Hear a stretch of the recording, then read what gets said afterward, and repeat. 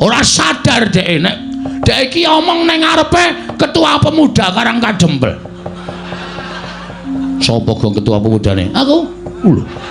Kowe to saiki? Aku saplai menang voli. Wah.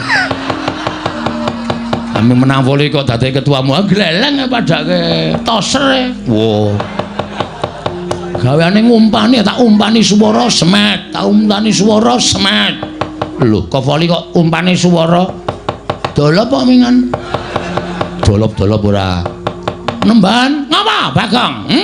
Kowe kok maju ning ngarep aku? Aku kan ngurus omonganmu. Ngurus perkara omongan sing kepiye?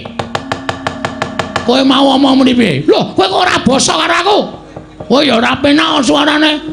Gunane apa aku mbasani pendhita sing ora penak suarane? Kowe sadar ora to? Nganggo jubah putih, kethu putih kuwi pambegane ya putih, resik atimu.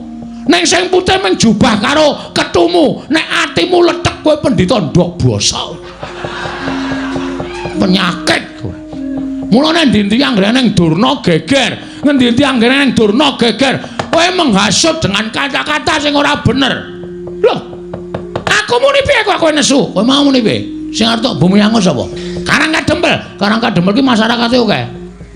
Masyarakate Karangkadempel ki pirang-pirang? Ana 1444 kakak. Nek 1444 kakak kuwi tok bumi angus, berarti kowe mateni wong pirang-pirang. Kowe mateni wong pirang-pirang. Kowe jagal menungso kowe, Dur. Hah? Kowe udu pendhita kowe.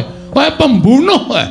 Kowe ora wangun kowe nganggo sandangan pendhita. Nek arep mboyong Semar, aja nyangkut-nyangkut karo masyarakat Karangkadempel.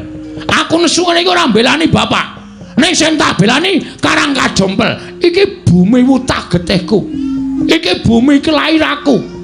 Bumi yang kaya dengan adat budaya yang ada di Nusantara.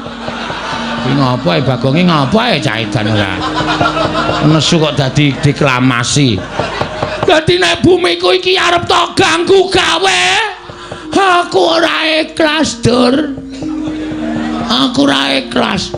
Nek aku wis muni ora ikhlas, rawe-rawe rantas malang-malang tak putung.